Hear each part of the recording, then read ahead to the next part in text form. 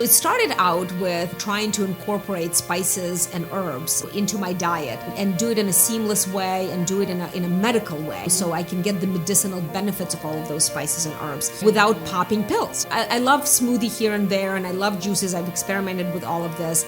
If you follow Ayurveda, I'm definitely a Vata, so if I go on a raw, I am frozen. I'm cold. It does not agree with my body. And Ayurveda is very interesting because, it's an ancient medicine, and it kind of teaches you about proper digestion and your constitution. I realized that I've had issues with my gut all along, but I was completely unaware of it. So I started playing with vegetables and putting together different soups. And I cook them a little differently because I wanted to create like a medicinal potion, so I wouldn't boil anything. The Vidal Speaks podcast. Episode 128, SoupElina's Soup Cleanse, using plant-based soups to heal your body, calm your mind, and transform your life. Welcome to Vidal Speaks. My name is Deborah Vidal, former 11-year LPGA golf pro turned classical homeopath, certified plant-based nutritionist, and wellness coach. Each week here on Vidal Speaks, we bring you knowledge, inspiration, or natural remedies to help you take charge of your health and feel your best. I believe health is freedom and knowledge is power, so tuning in each week will give you the power to take steps towards freeing yourself from the chains that hold you back from having the energy to do all you want in life. No matter where you are in your journey of wellness, Vidal Speaks can help. I promise. Hi, Vidal Speakers. How are you guys today? I sure hope you're going to say well, because I look forward to you sitting around my table today, and I hope you look forward to this too, because I like talking health with you guys. Yes, it's Podcast Wednesday, and I love these days, and you guys are going to love today's show. But before I tell you why, I just want to ask you guys, did you check out my website? And if so, I hope you loved it. And since many of you out there listening have been listening to my podcast for the whole 3 years and more, I feel like you're family to me. So therefore, I want to say thank you by offering you a very special deal only for you guys. If any of you are interested in buying my course, my new course that's called To Supplement or Not to Supplement, here lies the answer. It's my online course, and I want to give you guys 50% off. That makes it only $150. And I cover everything in this course that you would want to know about supplements. And I promise if there's anything I didn't and you want an answer to it, then feel free to email me and I will answer you.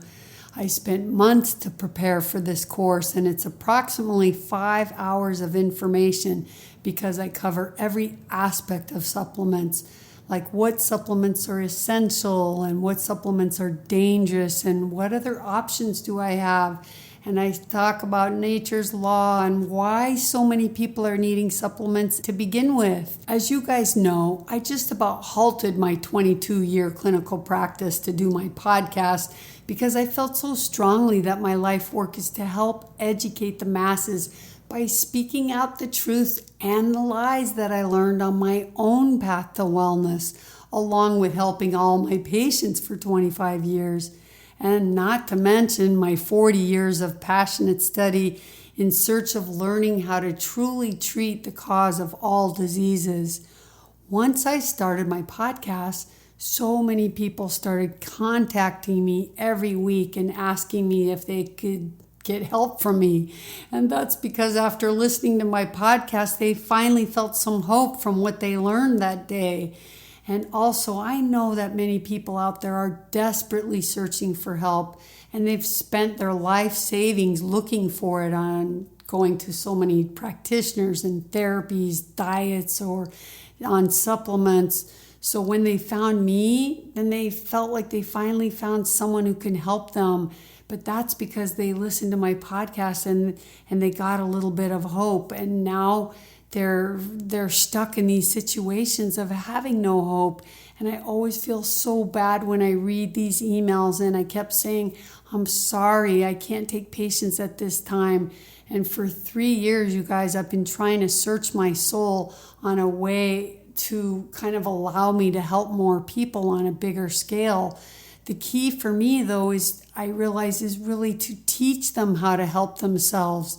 So after 3 years of soul searching, I honestly can say that now I know how to do this. And that's how I finally came up with the Vidal Speaks Academy and the VS Club. The VS Club is kind of like my online classroom, and that's going to be where I actively will be mentoring you, and I'll be teaching you everything I know and everything you want to know. I really look forward to getting started with this. And the Academy, this allows me to cover topics in great detail by creating online courses for you so you can watch them as many times as you want, because once you buy a course, you can watch it over and over and never lose access to it. I hate it when I buy a webinar or something and they say you have 60 days to watch it and then they cut you off. I even paid $3,000 for a homeopathic course and they gave you, I think it was 2 years to do it. And it's fine. I completed the course in that timeline, but then they take it away and you can't rewatch any of those videos and you have to memorize it all in your head. But I'm not going to do that. Any course in my academy that you buy, you have lifetime access to that course. So creating these courses allows me to help people have more clarity on so many confusing topics. So don't forget to use the discount code VS150 to buy my supplement course now for only $150. It's only good for 7 days, so take action today. And speaking of supplements, you guys, that leads me to today's guest. Her name is Elina Fuhrman. She's known as SoupElina because she's the soup fairy. Well, actually, the healing soup fairy, but that's my name for her. Elina's story is amazing because out of the blue, when everything seemed so good in her life, she was diagnosed with breast cancer.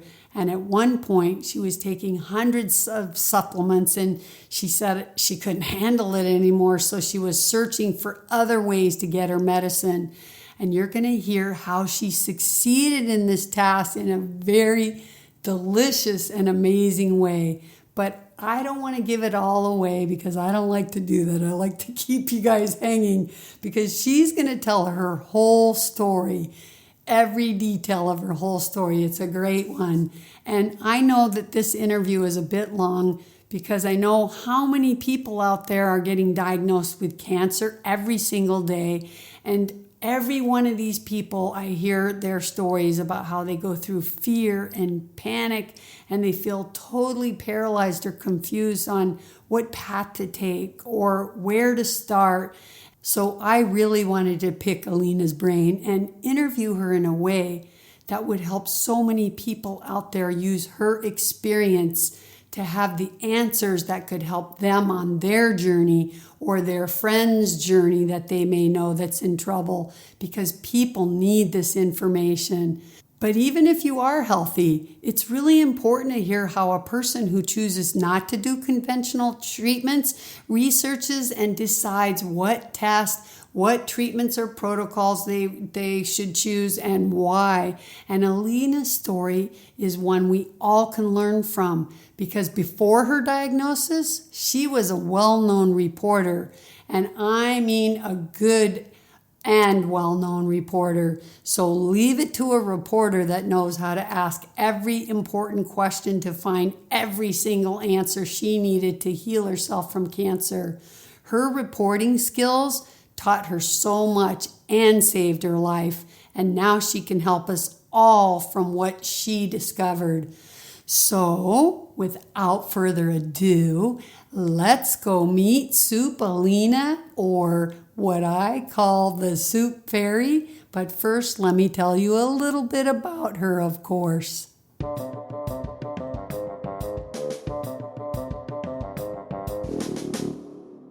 Elina Fuhrman is the best-selling author and wellness warrior, founder, CEO, plus chef of SoupElina and cancer conqueror. I love that. While revered among Hollywood elite and luminaries, Elina's fresh approach to healthy eating has made her a sought-after talent, inspiring mentor, and credible wellness expert. Elina is also an award-winning journalist who covered international news and wars for CNN and traveled to Afghanistan to report from the front lines following the September 11th terrorist attacks. But it was her personal war against breast cancer that has inspired many and led to the creation of SoupElina. It's a company that delivers healing organic plant-based soups and soup cleanses. On a mission to heal herself and treating cancer as a health opportunity, Elina relied on Ayurveda, naturopathy, and traditional Chinese medicine to guide her in learning about the power of herbs and plants and creating her own blends of therapeutic soups that target different health issues. She became a voracious student of all things health plus wellness, integrating ancient healing traditions to transform a cancer diagnosis into vibrant living. Elina's mission-driven company not only serves her community, but also revolutionizes the way America looks at food with its food as medicine philosophy, sustainable and innovative cooking, known for elegant style, texture, and layers of flavor, and with names like Lentil Me Entertain You, California Dreaming, and I Yam Who I Yam, SoupElina wants people to have fun while eating healthy. Her invention of the soup cleanse and tongue-in-cheek line, Souping is the new juicing, have become headlines in many publications. Elina's debut book, SoupElina's Soup Cleanse, has resonated with thousands of health seekers and foodies alike. It has been translated into multiple languages, published throughout Europe. Elina has become Hollywood's go-to vegan chef to help her clients find the perfect balance and restore health. Her celebrity fans include Gwyneth Paltrow, Jessica Alba, Alicia Silverstone, Coco Roca, Leanne Rimes, and others. A graduate of University of Wisconsin-Madison, Elina lives in Los Angeles with her two daughters, singer-songwriter Madeline and actress Isabel. When she isn't cooking, writing, or spending time with her daughters or traveling the world, you can find her on the beach meditating or thinking up a new recipe. Her favorite pastimes include dinners with family and friends and soaking up that California sunshine and creating and eating, of course, delicious food. All right, you guys, you ready? Well, sit back and enjoy this one. You may want to take some notes or listen a second time, but this time around, just enjoy it, and I hope you learn a lot. Here we go.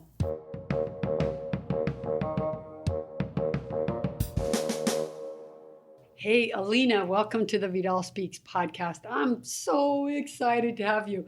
You know, I'm so happy when people write me back and say, yes, I want to be on your show. So thank you for saying yes. And I really look forward to our conversation today. I could just tell from the picture, you know, when you have that idea that you have a good connection with someone.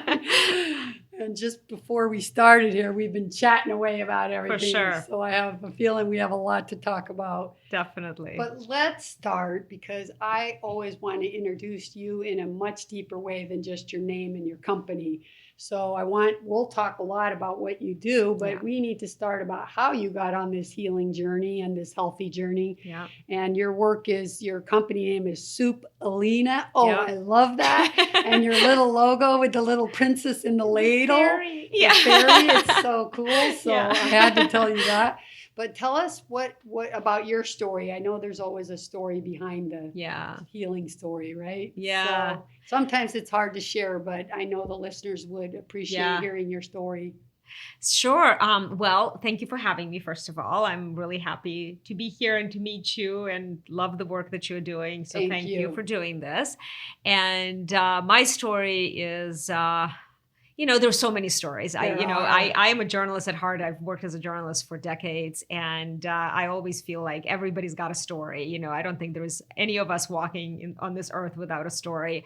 But mine, came out of nowhere. In 2009, which is exactly 10 years ago, I found a lump in my breast while showering, and kind of immediately my gut, we talk about gut instincts. I don't think I paid attention to my gut instinct as much before, but the moment I found the lump, I realized that something is up. And at that time, I just turned 40. I was a very healthy young woman. Everything in my life seemed perfect. And I emphasize seemed, Yes, because we'll of talk about that course. later. Isn't it weird? Things Yeah. can seem perfect Yes. and you're dead in 48 hours. Exactly. And so, as a matter of fact, I looked great. I was, I just, started working out, like seriously. I was getting ready for my big 40th birthday party because I wanted to be all white. I just came back from Brazil and I was just all excited about everything. And then I find this lump in my breast. And I didn't even have doctors because I never went to doctors because, I'm a healthy woman. I'm a healthy person. So I called a few friends and everybody said, you have to get a mammogram, just get this out of the way. I thought, okay, I'll do that. I never do anything. And so I went to get a mammogram done. And literally the moment the technician was doing the images, it was a young woman and she said, it really does not look good. She says, I'm not a doctor. Jeez. And I'm going to have a doctor look at it, but I'm pretty sure you have cancer. And it's interesting because I have met and, worked with and counseled and heard so many stories about different kind of cancers. And I've never heard anybody being told whether it's a mammogram or an X-ray or Right. MRI or whatever in their room that they have cancer, because that's not how it's done. And it's not really supposed to happen Exactly. like that. And so that was really kind of unsettling, but I brushed it off because I thought, she doesn't know. And she said, I'm going to go show this to the doctor if you want to wait. But I don't like this. And so I went and got dressed and I was waiting in the waiting area, and she came back and she said, please follow me. And I went into the room and they said that it's not looking good. And when would you like to get a biopsy? Because we're pretty sure that something is cooking there. And I said, well, I'm here. You want to do a biopsy now? And they kind of looked at me strangely because I suppose you have to schedule all these things. And I am going like, okay, let's do this. And so they did take me in. And again, another thing happened the same way. So when another, which was a nurse in this case, was drawing the liquid out of the site where they were determining there was a tumor, they told me right in the room when I was still undressed and on the table that it's not looking good. And so by the time I was dressed and waiting to hear anything when I need to come back or what I need to do, the nurse said, do you have a surgeon, because you should schedule a surgery? He says, I'm pretty sure. She says, we're going to wait for pathology and it's going to be 5 to 7 days, but you probably need to start looking at surgeons. And I was like, I don't have surgeons on speed dial. What are you talking about? Right. So that's how it started. And then how was your emotional state in that point? Jeez, that's got to be a shock. It was a shock, but for some reason I didn't believe it. I really thought that, they don't know. I don't have anything. But that was my conscious mind. My subconscious mind was telling me a very different story. My subconscious mind was kind of throwing me little signals and little messages saying, I think something is going on. I think something is going on. And so when the pathology actually came in and confirmed that I had cancer, again, I was still in denial. And I thought that they, mixed my results with somebody else's and they're going to call me back and say, oh, they made a mistake. Right. I was in serious denial. So, and of course, the way the system is set up, there is what the medical profession calls standard of care. The moment you are officially diagnosed, you immediately go into the system. And so immediately they, I jokingly say, because we live in Los Angeles, that they roll out the red carpet of treatments. Probably doesn't work in other parts of the country, but in LA, we're all familiar with red carpets. They're rolling them out because you're preparing to give them your $1 million of profit, sadly. Exactly. It's not for how great you're going to be treated and feel, right? It's so sad. Yeah, it is really. And I just didn't, I don't, I'm not really good with medications. I've never been into taking pills for anything. And so doing something as major as chemo and drugs and surgery, I've never had a surgery before that in my life. So just the idea of having my body cut and getting anesthesia was just horrifying for me. And, my immediate reaction was, I don't want any treatments. I don't want anything. And when I was told the one oncologist, because I went through multiple oncologists, the first oncologist that I'm not going to do anything, she looked at me like I was from another planet. And, and she said, what do you mean? Well, if you do nothing, you might die. And I said, well, if I'm supposed to die, I will die. And I think it was, an unusual reaction to what others, right. Because other people probably don't want to die. But, looking back and, when I think of cancer now, and of course it's behind me, I look at it as like, what is cancer, right? It's these abnormal cells that forget how to self-destruct and how to behave properly in our body, which normally we grow and shed cells all the time. And so in a way, our cells are killing us. So, we are being killed from the inside. Yeah. So in a way, what I said, if I'm supposed to die, I will die. Now I'm interpreting it very differently because I think I was ready to go. Not consciously. Right. I mean, if somebody would have asked me, do you want to die? I would say, crazy? What are you talking about? Right.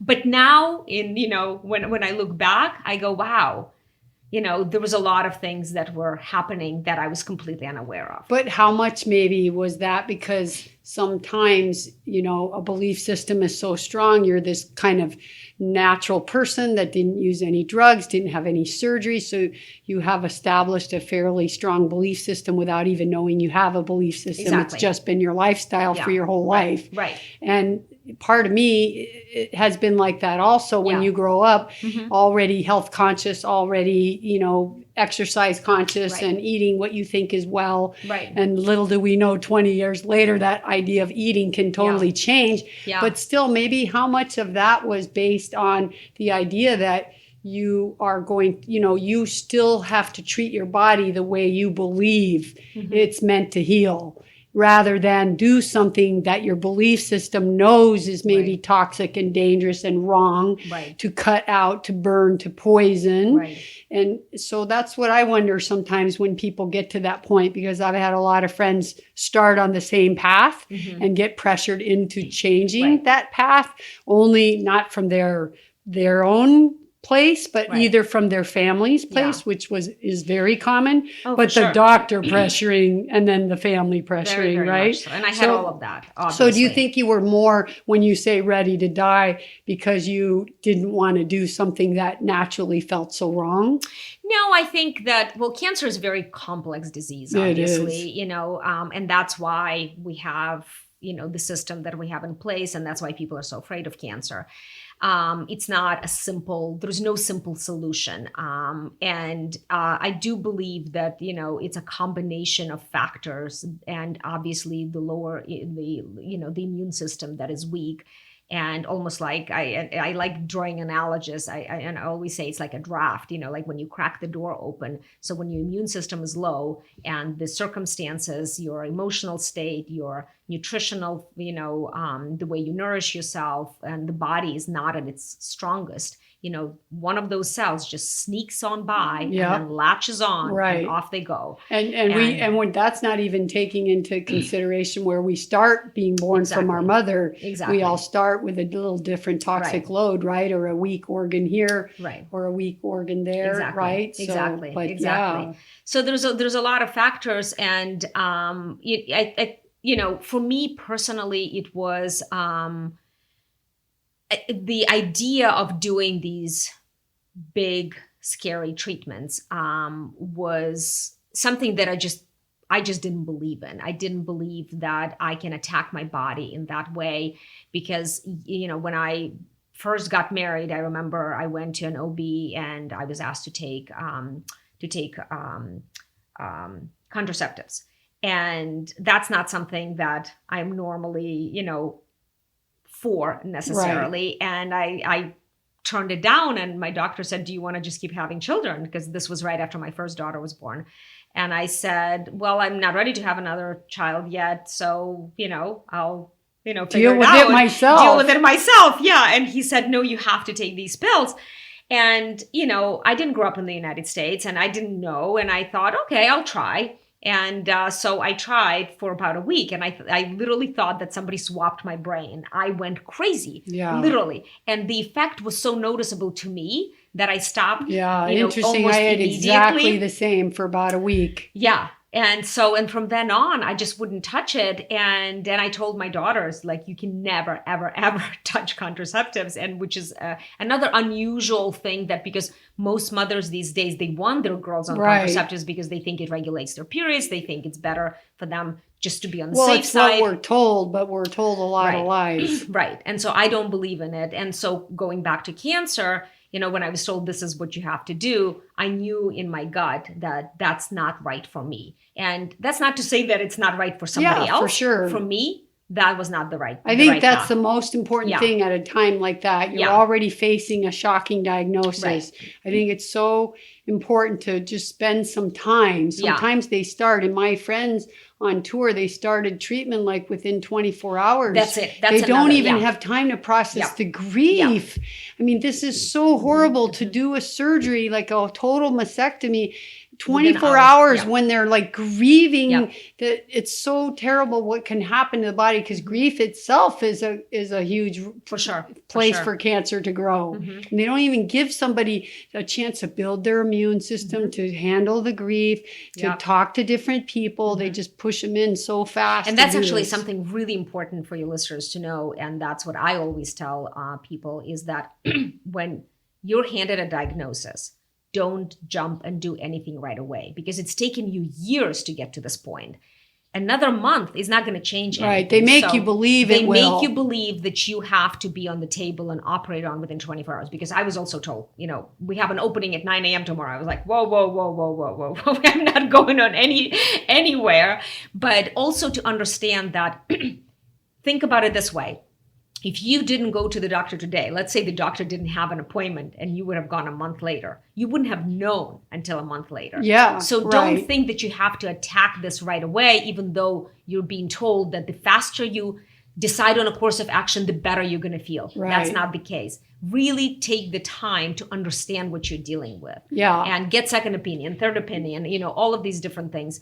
But don't rush into any treatments. There is time, and there's plenty of time. Yeah. And especially with cancer. That's good advice, because I know I do thermography. I don't do mammograms. Yeah. And I know in the little ad card they give you when you go in to get your thermography scan, tells you that thermography picks it up before a mammogram can. And it still is like 6 years before you'll even see something, versus a mammogram, which is like 10 years. So that means your cancer's been growing for a long time. Like, what's the difference waiting a month and trying to get calm, do some research, talk to the right people, put together a team around you, talk to some natural doctors too. And I'm not suggesting any treatment for each person, because like you said, everybody's path is so different. Some people do it through raw food diet. Some people do it through vegan diet. Some people do it through but those are usually the two diets that work. It's usually not paleo and a high meat diet that works. Or keto, even though that's become very popular. Oh my God, don't even get me started. But this is what's so sad about this. And it's so frustrating for me, because I have so many friends that have passed on from all kinds of cancers, but a lot from breast cancer, a lot. You can imagine playing golf on the golf courses with all those pesticides. I mean, even when I played, there was not a single case of breast cancer for 42 years. Yeah. When I left 11 years later, they had 8 cases, all died. Wow. And now I think it's like 30 or 35. It's so many people. So it's really growing. And I'm so interested to talk to you about this, because we were talking a little bit earlier about how many levels of a good diet that there is. What you think was good 20 years ago is not at all what you're doing anymore. But our world isn't the same anymore either. So, wow. So then did you ever get fear-mongered in from the doctor since you refused them? What happened? So at the beginning, like I said, when I turned down the treatments, I was asked to go see a therapist because clearly, they determined that I was not in my right mind. I was, too traumatized, which I was, obviously, and so initially I was kind of resentful of that idea, but I thought, okay, I'll try. And multiple, oncologist suggested, the surgeon suggested, multiple types and layers of, people in the medical profession suggested that I see a therapist. And I thought, okay, fine. Everybody thinks I'm crazy. I'll go see a therapist. And I went to see a therapist, and, one of her specialties was end-of-life patients, which was very peculiar. And so I showed up, and she said, so what brings you here? And I said, they made me come. And she said, okay, well, let's discuss your life. Tell me a little bit about you. I said, what do you want to know? My life's great. I have a great family, great husband, great kids, great job. Everything's great in my life. She goes, wow, that's really unusual. Usually, people come because they have issues. And I said, the only thing I have is this cancer thing. That's all. And she goes, wow, okay. And so for the first, I can't remember how many sessions, but for a little while, certainly quite a few months, I would sit with my arms folded, and I would kind of not be into it. And I just wanted it to go away. But she was very patient, and I got lucky because she was very good. You don't always come across, a match, right? Because it's almost like dating, right? Finding the right therapist is a lucky draw. And so I just happened to be lucky. And she just kept asking me, and she never wrote anything down, because I knew that the moment I would see her write something down, I knew that would be the last time I saw her. Because I just fundamentally did not trust, therapists, because I feel like, even though it's supposed to, you're supposed to be confidential, but the moment they write something down, I don't believe it's confidential. And it's in your records. I don't believe it's confidential. So I was watching her, and she never wrote anything down. She never had anything on her lap or anything. I was like, okay, all right. And so the more I started to open up and listen to myself, the more I started hearing myself talk. And that's what made a difference. And all of a sudden I realized that things that I thought were perfect were not so perfect. And so that was happening on one end. And then, of course, I was still being, talked to by the doctors and told that I need to do certain treatments. And obviously my family, were telling me that I need to make a decision. I need to get things done. And so for the first 3 months, I literally spent in the bathroom, most of the time in an empty bathtub, curled up in a fetal position and crying, literally crying and crying and crying and crying. And I didn't even know I had that many tears because it was just the flood works, I could not stop crying. And for the first time, I actually felt okay crying, because before that it was really embarrassing, and I also wasn't allowed really to cry when I wanted to, and so I kind of suppressed that side of me. Right. And now I'm like, I have cancer, so don't tell me I can't cry. I can do whatever I want. I have cancer.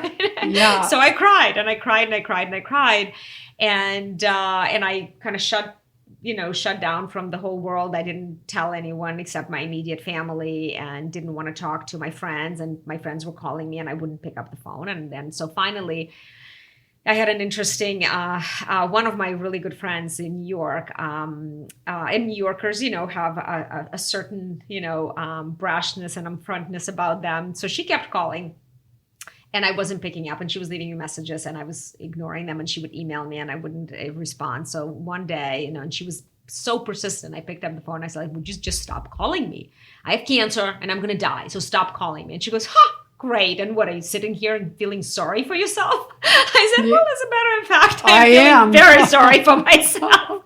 And she goes, well, get off your behind and start doing something about it. You're a great journalist and you can do this and you can beat this and you can figure it out.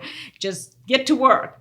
And when we hung up, and she was obviously a little more colorful in her in the way she expressed herself. I'm just toning it down for the podcast. Right. And so when we hung up, I felt like somebody just slapped me on my face, and which was a very unusual reaction. But it woke me up. It totally woke me up. And I said, and I thought, oh my gosh, what am I doing? Yeah. Of course I can figure it out. And so I launched into this whole investigation. Like I say in my book, I put on my journalist shoes and took a walk into the wellness. I didn't even know what wellness was at that time. Yeah. And, but I needed to do something. But what better skill to have is your whole investigation and journalist background. Yeah. And the first thing that I started to do is understand what is cancer. And that was the beginning, because I'm like, okay, if I'm going to call all these doctors, and email and try and get answers, I need to educate myself. I need to know what am I dealing with. I need to know what it is. Why is everybody so afraid of it? All of a sudden, all these light bulbs went up. And the moment I kind of detached cancer from me and saying, okay, this is my assignment. I am my assignment. Oops. And I am going to figure out what it is that I'm dealing with. And I'm going to figure it out. Because I always figure things out. Yeah, right. And luckily, because I'm a journalist, I was able to get in touch with a lot of people, a lot of scientists, a lot of researchers, a lot of, every level of therapists and doctors, and including, traditional doctors and doctors of ancient medicines and, and all of this. Yeah, cool. And I started discovering all of these facts that I was not familiar with. I didn't know a lot. And I also, another thing that I did is I recorded everything. Every conversation I had, every appointment that I had with my doctors or surgeons, I would have a tape recorder. And then I would come home and transcribe.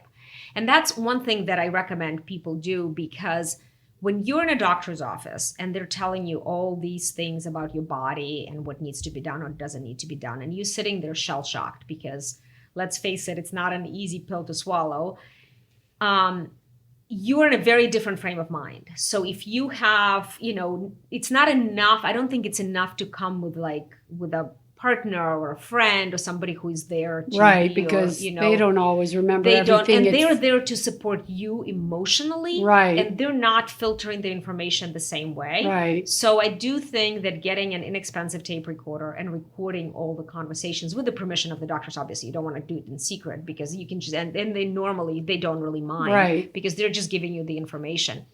And prepare the questions before your appointments, and then come home and transcribe them, and you will see how different you process the information once it's on paper. All of a sudden, you start seeing completely different things, because when you're being told one thing, I mean, you can experiment with yourself. Anything, if somebody says to you, "You're beautiful," you're feeling it, right? But when you come home and you write it down on a piece of paper, he said, "I'm beautiful," you see it very differently. Yeah. And especially when it comes to a disease and something that you need to look at from a different angle, colored perspective, glasses and angle and everything. And so that really helped me. And so I started asking questions, a lot of questions. Yeah, that's good. And doctors getting all don't kinds like of a answers. lot of questions. No, they don't. And no, they don't have time for a lot of questions. I called, when I was picking my surgeon, when I finally decided to do the surgery, I interviewed 5 different surgeons and then narrowed it down to 2. And once I narrowed that down, I realized how differently all surgeons work. Well, I realized that before I narrowed that down, but you would think there's a tumor, right? They cut the area where the tumor is and they remove the tumor, and obviously it's not that simple, but it wasn't a mastectomy you're talking about, right? Just a lumpectomy, right. Correct? Yeah. So, but if you ask different surgeons, they cut in different places. They do all different ways, and that was a big eye opener for me. So I had the 2 surgeons that I narrowed it down to. One was female, one was male. And the female doctor was a younger doctor. And she said, "You're a young woman, and I want to make sure that your breasts look nice. And I don't want to do anything that's not going to make them, look unattractive. So I'm going to try and go around your nipple area, around your areola. And my tumor was literally in the middle of my breast. And the male surgeon that I consulted with said he was going to cut right where my tumor is. And I said, well, I spoke with another surgeon and she said that she can go and work around my areola. Why can't you? And he said, do you want to live or die? Jeez. And I said, what kind of question is that? And he said, well, if I go in there, it's not where your tumor is. I'm not going to see everything. And so there's a possibility that I'm not going to be able to remove, all of the cancer cells. And then if we don't clear the margins, we're going to have to go back in. And that way you're probably going to end up losing the breast. And you don't want that. And so then I go back to the female surgeon and I go, well, he has more experience than you. So he tells me that that's an impossibility. And you telling me that you can do this. Why do you think you can? And she said, well, it's an extra 45 minutes. And so then I still go like, that sounds too improbable, too simplistic. So I find a doctor, through a friend in New York at Sloan Kettering and have them review this. And they have me measure the distance from my tumor to my nipple. I mean, I've gone to lengths. I literally was sitting with a measuring tape and measuring millimeters. Wow. Between my tumor site and my nipple to figure out what's the best way to even operate, which most people don't even think of. They think surgery is just one word. The same, yeah. But it's so... And so the reason I'm going into these details is that not only am I so happy I did what I did because the surgery was incredible and you cannot even tell that I had a surgery. Wow, to the point, and when I walked out of the surgery, I walked out with a Band-Aid where most women walked out with tubes and bags and all kinds of stuff. Yeah, fantastic. So it is important to really pay attention. And who did the surgery? Oh, Dr. Christy Funk. So that was the woman that told you. She's a superwoman. Yeah. All right, cool. Yeah, cool. I and love then her. Yeah. Did she support you in your other alternative She did. decisions? She introduced me to Dr. Mao, who is an acupuncturist and Chinese medicine doctor. In LA, right? In LA, yeah. I was so stressed out. And, I was calling them, like I said, so many times a day and asking so many questions. And she was very patient with me. And she said, I think you need to figure out a way to calm yourself down. Yeah. Yeah. And so I went to see Dr. Mao and started learning about Chinese medicine. And again, because, I like asking questions, he would do the acupuncture.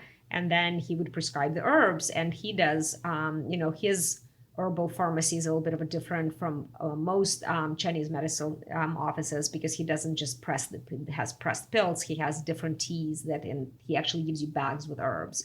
And sometimes, they're blended and you can put them in a tea. But anyway, and I was like, what am I having? What is this? Why do I need this? What is this going to do? So I was constantly asking questions and we started, having a conversation and he was telling me, I was sharing with him my concerns and telling him how I really didn't feel like chemo was the right option for me.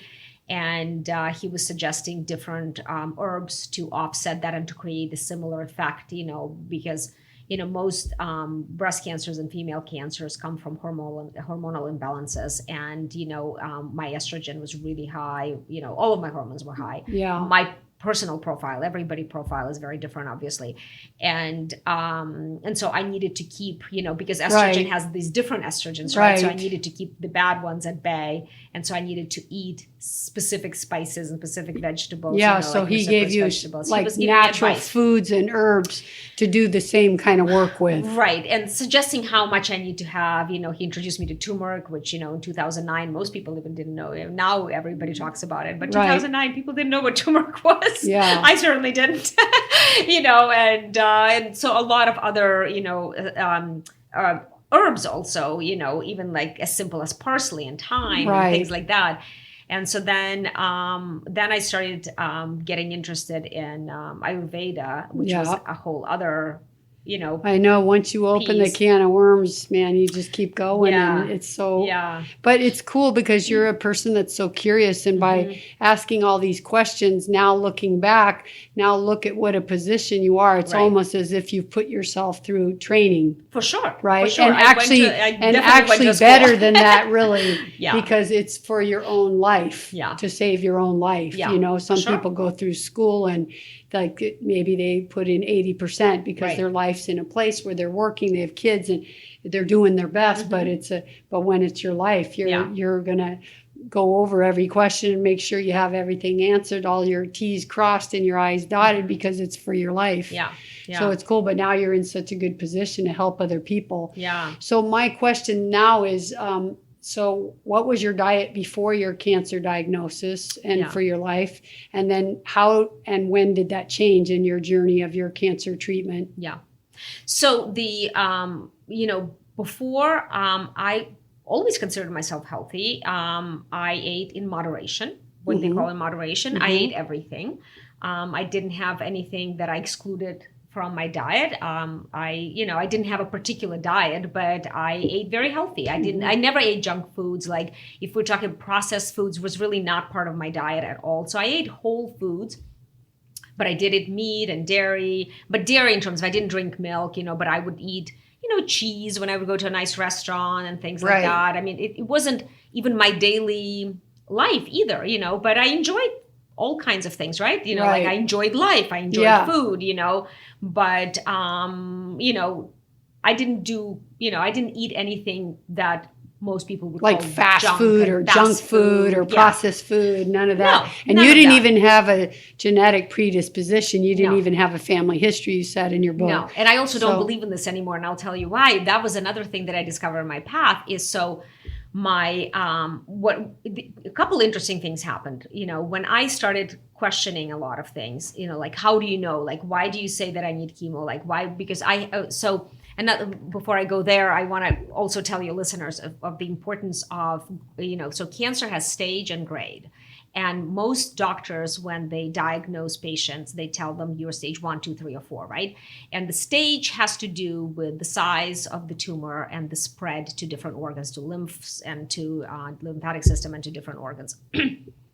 And that's not to say that it's not important, it is. But the grade is way more important because the grade, which there are 3 grades, so there are 4 stages and 3 grades, but grade is how fast the cells are multiplying, how fast they're growing.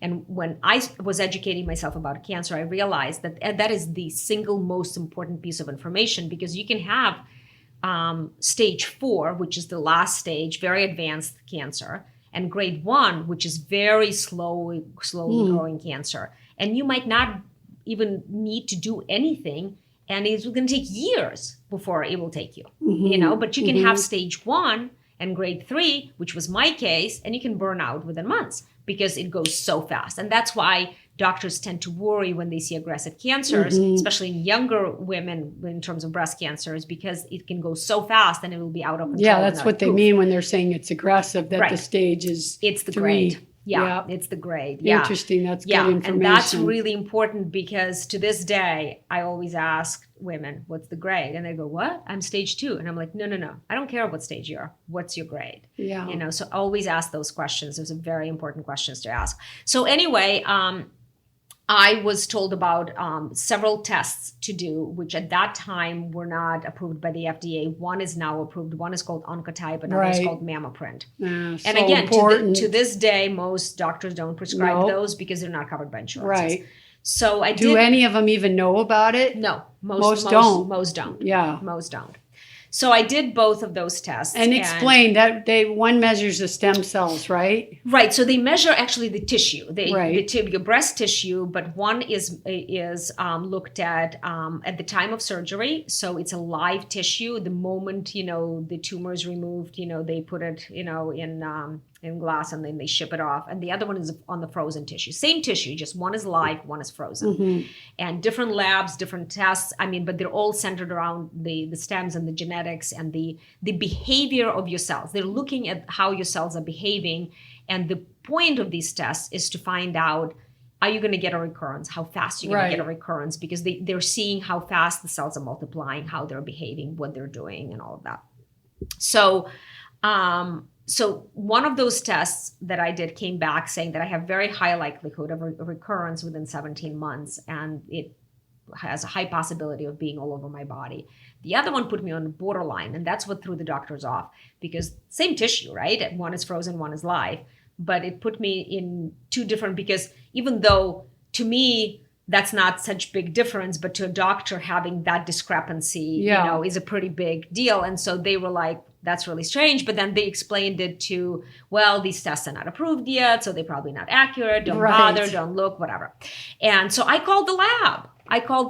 And I talked to the doctor who actually read the test, and I wanted to know all the details. I wanted to know his recommendation, and I literally did not leave a stone unturned. So then I started finding who the top researchers in the breast cancer community are. And I found several researchers, and I reached out to one of them, and I asked him to review all of my tests, every single one of them, from the initial mammogram to the MRIs to the biopsy. Every single test that I've had, I wanted him to look at and give me his opinion. And he got back to me, he reviewed them, and he got back to me, and he said, look, I can see why, you're being pressured into doing chemo. Because of the behavior of your cells. But I also, he says, I'm a little hesitant to tell you something because we're all looking at the same pathology report. And I said, okay. And he said, it's just one person's opinion. And I was like, wow, another light bulb went up. See, we're giving so much of ourselves and our trust, and we're dealing with just people. We're all people. Right. And that was the one person who read my test. It's one person's opinion. And I was like, oh my goodness, you're so right. And he said, I would get it retested. I would have another pathologist to do it. And I said, who should do it? And he said, I would have the best pathologist in the country read your slides. I said, who's that? So he gave me a name of a researcher. He's not a doctor who works in the hospital or in the medical system. He is a medical doctor, obviously, and pathologist, but works in a university level. And he's more of a, researcher and professor. Mm-hmm. And he said reach out to him and see what he will do. Is obviously that's not something that he does on a daily basis. And I did. And we FedExed him the slides from the hospital, and he redid it. He retested, my tumors. And so when he called me back, that was the most profound phone call, because when well, first of all, he called, and I was in the shower when he called, and I came out. I saw there was a voicemail from him, and my heart just dropped, because I knew that those words were going to be very powerful, and I didn't know what he was going to say. Right. And he said, "Just call me back." So I took a deep breath, and I called him back, and he said, "Look," he said, I see what's going on," and he said, "I really don't have a whole lot to tell you, except that if you feel you don't want to do chemo, don't do it. It's not going to do anything for you." He said, "But," he said, "that said, your the behavior of your cells is very irrational, and you're not safe not doing anything. You can't not do anything because you're going to kill yourself." Yeah. And I said, "Well, what do I do?" And he said, "You got to change your life." I said, "Change my life? What are you talking about?" And he goes, "I don't know you. I just know your cells. I just looked at your cells. I don't even know what you look like. I don't know anything about it." But he said, whatever it is you've been doing up until now isn't working. Everything has to change. So when I hung up, I was so puzzled. I literally sat in silence, and I was like, huh? Yeah. A scientist? It's like so much easier to tell someone what to do, but to just say change your life without any directions, people get lost, because it's like telling somebody, you can't really tell somebody how to become more spiritual or more compassionate. You can share things with them and you can put them on a journey, but it's the journey that ends up getting people there, right? Exactly. But that's been my experience in homeopathy, working with all kinds of, whether it's cancer or other big diagnoses, but life, for sure, all the people I know with cancer, it's a big emotional connection and a big life change that has to be made. Same with my good friend Ellen. Yeah, she changed her life completely. It's like you have no choice. You don't have any and that's choice. What, right now when I look at cancer, I actually consider people who get diagnosed with cancer, and please do not get it wrong. I think that it's lucky, because we're given a second chance. Mm-hmm. It's like a fork in the road, right? So you get to decide, do you want to go on or you don't? It's not a car accident where sometimes you don't have a choice. It's not something that we have time. We have time to figure it out, and we have time to change the course of our lives. And that is such an incredible opportunity. It is. So for me, truly, cancer was a health opportunity. Yeah. I don't call it disease anymore. It's a health opportunity. Right. And I believe that. I said that to my friend Ellen when she was being fear-mongered by the doctors in the hospital, because everybody around her was trying to pressure her to do what the doctors want. And then I just said to her, because she called me and says, what do you think? And what should I do? And I said, I can't tell you what to do. No. But what I can tell you is I know you well enough that I know what you believe and I know what's in your heart. And all I want to say is that do what feels right for you. Yeah. Don't listen to anybody else. Yeah. Do what feels right for you and make the decision, because any decision you make, you could live or die. But you have to live with that choice. Yeah. Not me, not somebody else. Yeah. So, and in the end, she went against everybody. But wow, what an uphill battle it is, because not even your husband, your children, your parents, and nobody's on your side almost. It's so difficult. Yeah. So, and how was it for your family when you chose not to? Well, with diet, that's what we were leading to. So when the diet was, one of the things that I started looking into, as I was just reading, I was reading so much about everything, just trying to understand, and the diet kept coming up. And I thought, okay, well, I'll try, I'll try anything at this point, right? And so what did you try first? So at first I tried macrobiotics. Because that seemed to be, like everybody was talking. And I very quickly realized that that's not going to work. Because I felt that macrobiotics obviously was created by Machio Kushi. It was created in Japan. It was created around a certain environment and, and different part of the world. And making it work here in LA, I just didn't feel like I could make it work. Right. And have the full support that I needed to have to heal.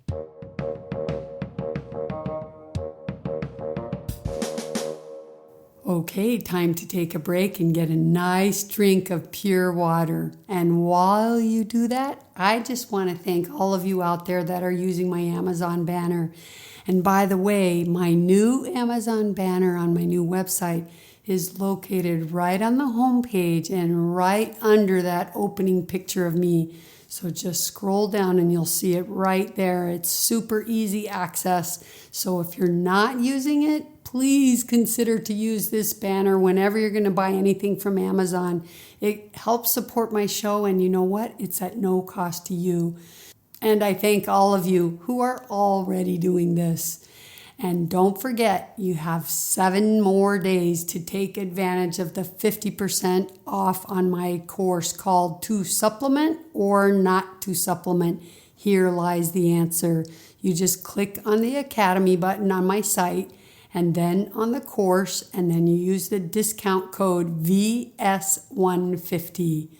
Lastly, be sure you guys share the show with anyone you know who's struggling with cancer, or for that matter, any chronic disease diagnosis, because this one is a gem for them and people will learn a lot.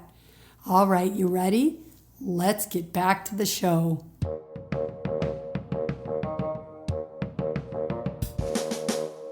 So the next thing I started looking at vegan food, and I was so depressed because everything was just steamed and boring. And I was like, if I'm not dying from cancer, I'm definitely dying from depression because I cannot eat like this. Yeah, right. I need to figure out a way to nourish myself. And at that time, I was taking every supplement under the sun because, again, when they talk about turmeric, what am I going to do with turmeric? So I buy a supplement for this and a supplement for that. Instead of realizing that you can for that. Make and great... so I have all of these supplements, and every day I'm looking at my kitchen counter and I'm popping these pills and I'm gagging and I'm going like, what am I doing with myself? I know, I've been there.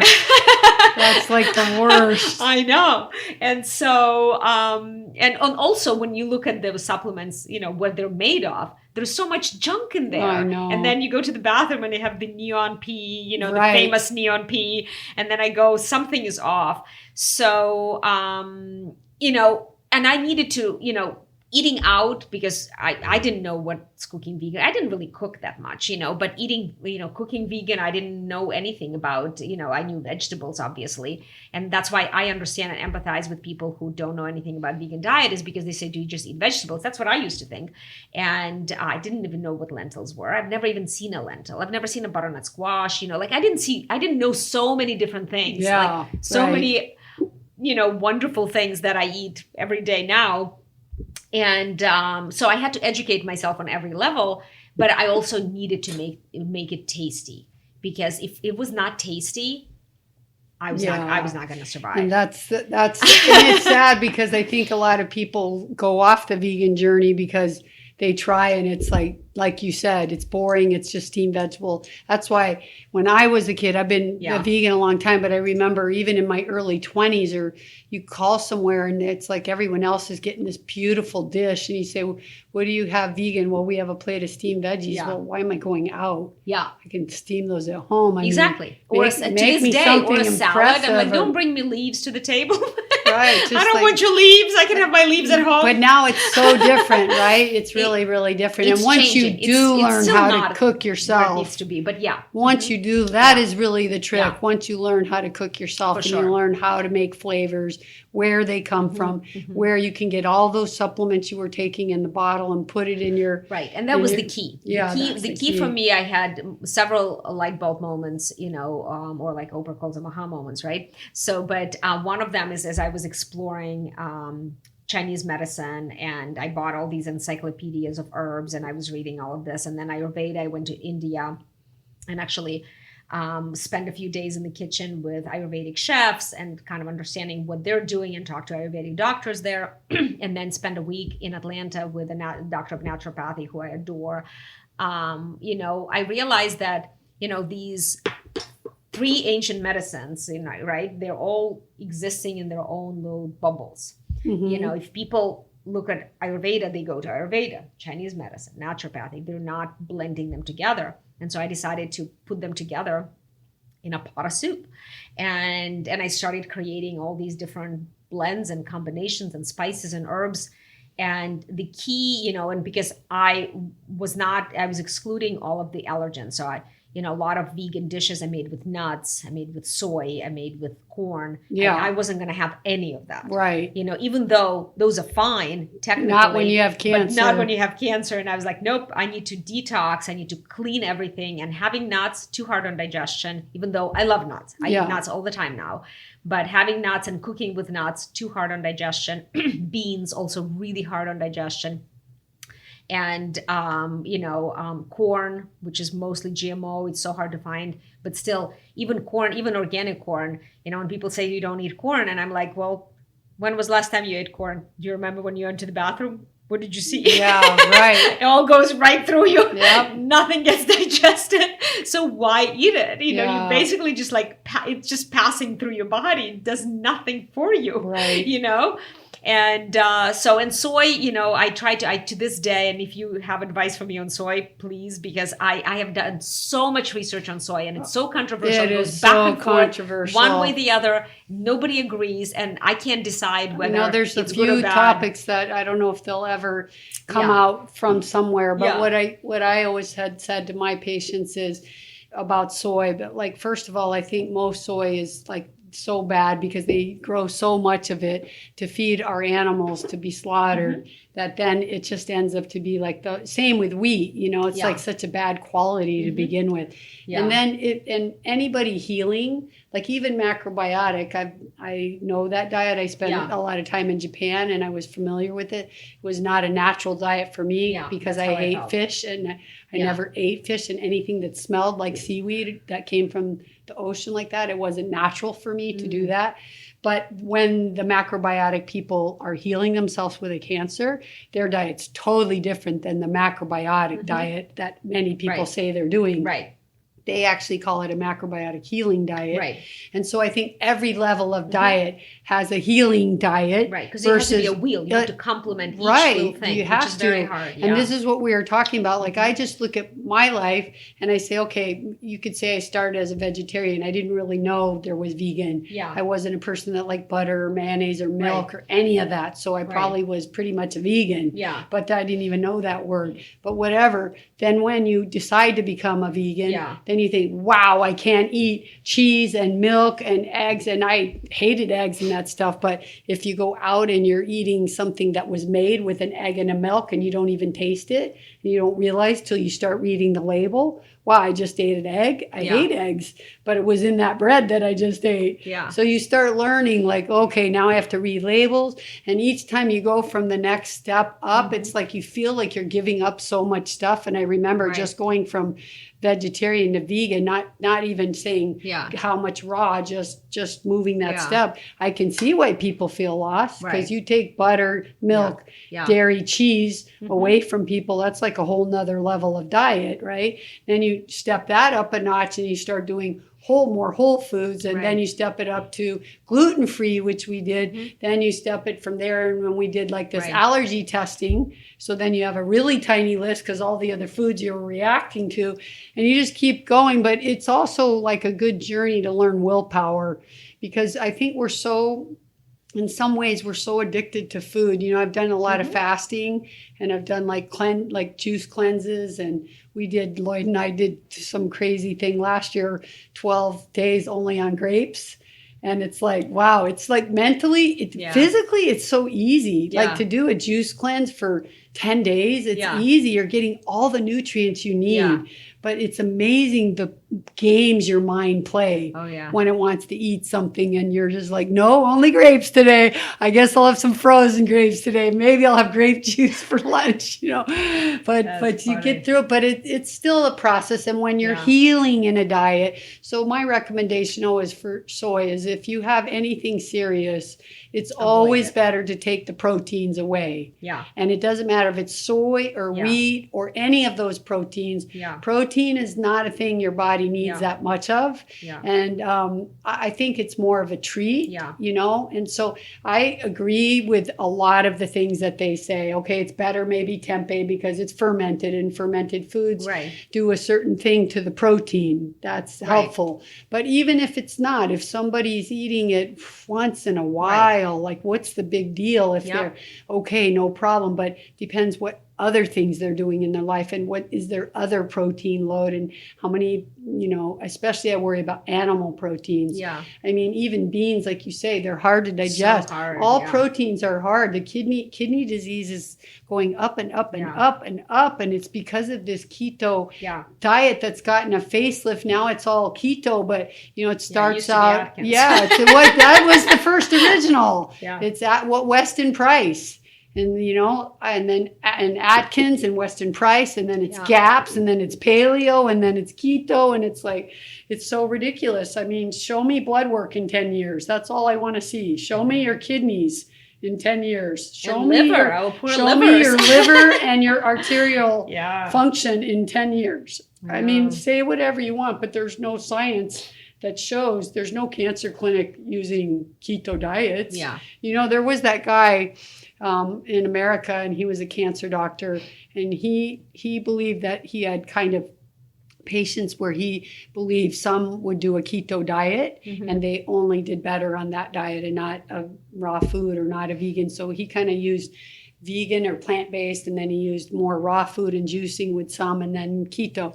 And I'm trying to think of his name. Gosh, it's bad. I'll have to think. But anyway, he's a well-known cancer doctor. And then right before he passed away, he made a statement saying that he was wrong, and that all the years that he put people on the keto, he noticed that their cancer returned with quite a revenge. Yeah. And so interesting that, and I was so grateful to read that before he passed on, because up until that point, he was always kind of touting it as that there's some people that could heal. I know they do they get a lot of good results. People do on a keto diet, but I don't think it's natural. Results what they're meaning losing weight. Yeah, losing weight. Some different. even their cholesterol going Yeah. down, which seems unusual for doing Yeah. a high fat diet, but it's so temporary and it's so unnatural what Yeah. they're doing to the body. I They're know, putting it's it crazy. they're putting it into emergency mode. I know. And it's not a natural thing Yeah, I that the don't body's get it. going to do. So Yeah. I go crazy with that kind of stuff. And what I hate, because you've been there, and you, even when you just said to me now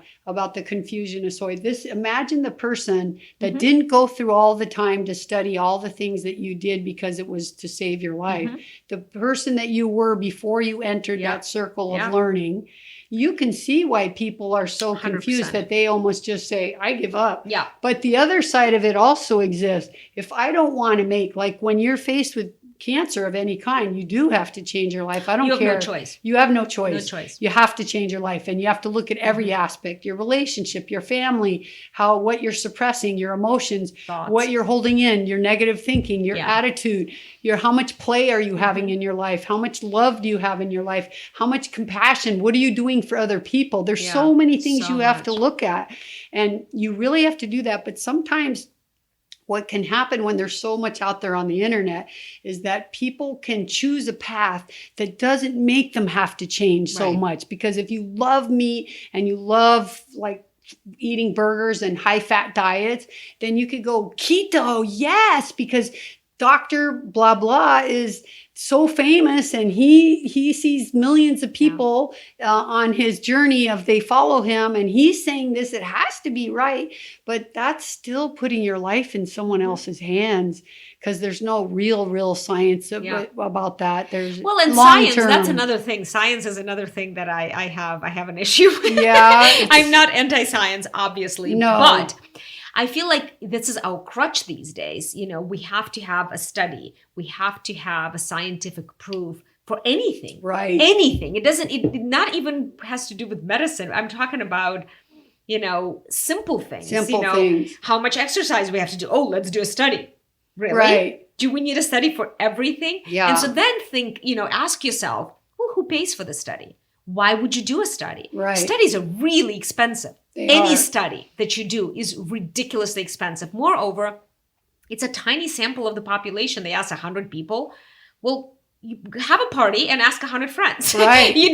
That's really the same thing. Yeah. And so then they publish it as a study, but it costs money. And, I have a lot of skepticism I do towards too. studies. And sometimes that's bad, because sometimes I try to catch myself to not just be like closed, but Same, you know yeah. what I mean? You Yeah. have to get to a point where, but even in blood work, when you look at your blood work and then it says, okay, kidney function 1.1, your creatinine level, and then their doctor says, that's good. Anything below 1.2, you're good.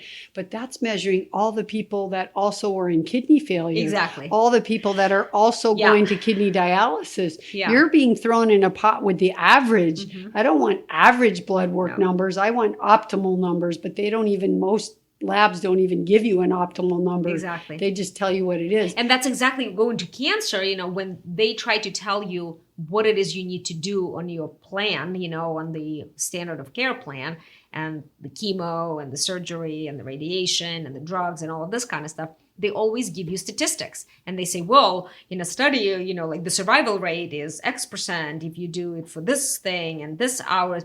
And when you look at this, you don't know who these people are. You don't know what lifestyle they led. You don't know anything. Right. And so you're basically putting yourself on that playing field with some kind of study that they drew percentages that means nothing to you. And you don't know where the money came from that Nope, study. Many nope. of them are coming from the very companies that are making chemotherapy. Well, an American Cancer Association. Yes, That's like exactly. one of the largest, they own land, they own vehicles, they own real estate. And one of my favorite things I always tell people, I'm like, look, in the bylaws of American Cancer Society, it says that if cancer cure is found, which it's been found a long time ago, but if tomorrow you wake up and the news is we found the cancer cure, American Cancer Society has to cease to exist. It's in their bylaws. Wow. So do you think they're going to cease to exist? Right. No. Well, I always like to say I'll say to my listeners, there's a few things that you can do to educate yourself. One is watch the movie What About Health, because they go in there and they actually try to talk to the American Cancer Association. You're going to see what happens. So that's always a good one. And what was the other one? Same idea. There is burn poison, burn poison or burn poison cut. Yeah, the variation of those. Yeah, so you can learn. You can learn like the lies that are big cover-ups. But the other thing to do is I did a podcast, like a double podcast with a oncology nurse that couldn't stay in her job anymore after so many years of watching, kind of feeling like her job was actually killing patients and helping them, right? So tough. So she left her job. Her name's Valerie Warwick, and I did like a 2-part podcast, really good podcast. I recommend anyone out there that has cancer or knows someone, just listen to that podcast, because first of all, she's an amazing person. She she lost her marriage over leaving her job. Wow. She lost a lot, but now she lives in Hawaii by the ocean, and she does Skype appointments with people. She recommends these tests, the Oncotype test. Yeah. She talks all about it in detail and it's so informative. I've had so many people listen to that podcast. Yeah. And she's extremely reasonable. And I know you also coach people one-on-one. Yeah. So this is what I try to tell people do. Find somebody that's been doing it. Yeah. Find somebody, like in her case, she's a nurse. She knows both sides now because she's done all this training and alternative stuff. You've been on the journey. My friend Ellen's been on the journey. You guys that have done it, that realize it's one thing to say change your life, but it's another thing to work with someone to kind of share what they can do, right? Mm-hmm. And so, and I think, and how has that been for you to work with people? Does it feel heavy sometimes? Oh, very much so. Very much so. That's why I only work with very, very, very few people. Yeah. Because it's hard. Because it's hard work. You have to dive in and, and get and ask them hard questions. And you do it's really tough. It's Do you think living in LA, I wonder this because Ellen lives in Germany, and I feel like from what she tells me when she talks to people, it's like 99.9 aren't willing to do any changes, even in their diet. And I feel like LA, it's LA. People are so much more used to the idea of extreme diets or whatever. Yeah. Do you find like it's a little bit easier here? No. Maybe? So here's the thing. It's such a great question because it is truly, your life is up to you. Nobody else, and nobody can give you the answers. People can open your eyes.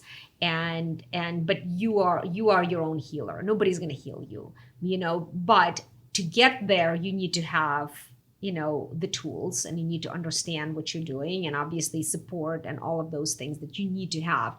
But at the end of the day, it's up to you. And I think what happens is, we live in a very paced society, and we want to have a magic pill. We want to, have a diet and be 50 pounds lighter tomorrow, or in what did they promise, 3 weeks or 3 months or whatever.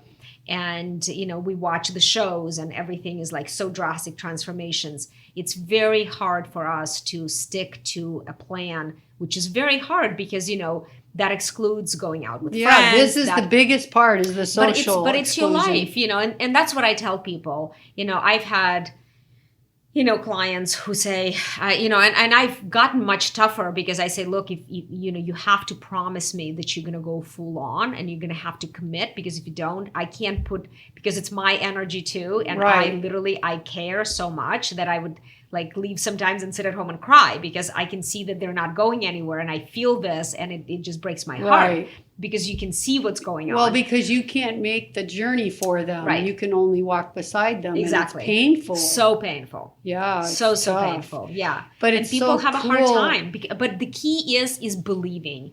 And that's where the emotional component and the mindfulness comes in, is that it's not enough to just say, I want to do this. You really have to commit and believe in this because you can't half-ass it. You just can't, because it's your life.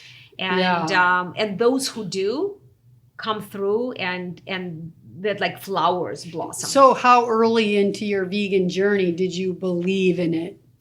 Well, once I spoke with that pathologist who retested my slides and who told me a lot of interesting facts on that conversation, and I continued the discussion with him later on. And I felt like I learned so much about cancer that I was very comfortable with the decision I made. That's not to say that in the back of my mind, I didn't have that voice, oh shit, what if it's gonna come back and I'm gonna go, oh my God, why didn't I do this? Why didn't I do that? But I kept shutting down that voice. But that's part of the reason I was quiet for a long time and didn't talk about it, because I didn't know what I was doing. I was just experimenting on my own. I didn't have any support at all. I was just going in my own inner world, trying to figure things out for myself. Yeah. So in terms of how did I know? So after 2 years, my oncologist did all the tests and she said, well, congratulations, you're cured. And I looked at her and I said, wait, aren't you supposed to wait for 5 years? Isn't that the benchmark? And she goes, yeah, I know, but your tests are incredible and you look great. And I can see like your energy is amazing. And she said, you're definitely cured. You're great. Just continue doing what you're doing. And what's funny is that I'm just, I'm a journalist, always a journalist. So even when she said you're cured, I go like, do I believe her? Right. Even the good news I question. Right. Gotta prove it. You gotta prove it, yeah. Exactly. And it took me, I was very, very strict for 3 years, like so strict.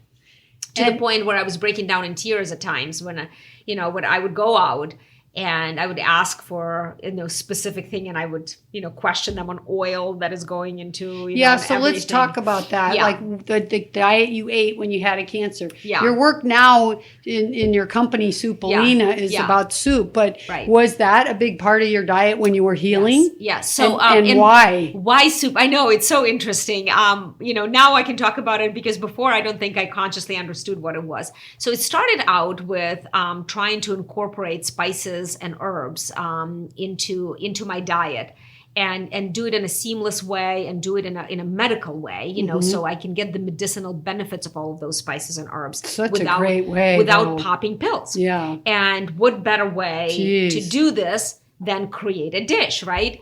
I'm not much, I love smoothie here and there and I love juices. I've experimented with all of this, but if you follow Ayurveda, I'm definitely a Vata. So if I go on a raw, even for a week, I am frozen. I'm cold. I have to wear parka. Even if it's 100 degrees outside, I become literally, it does not agree with my body. Mm-hmm. And Ayurveda is very interesting because it's an ancient medicine, and it kind of teaches you about, proper digestion and your constitution, because we're all different, right? And how to incorporate, because some vegetables are actually good for some people and not so great for the other people. Right.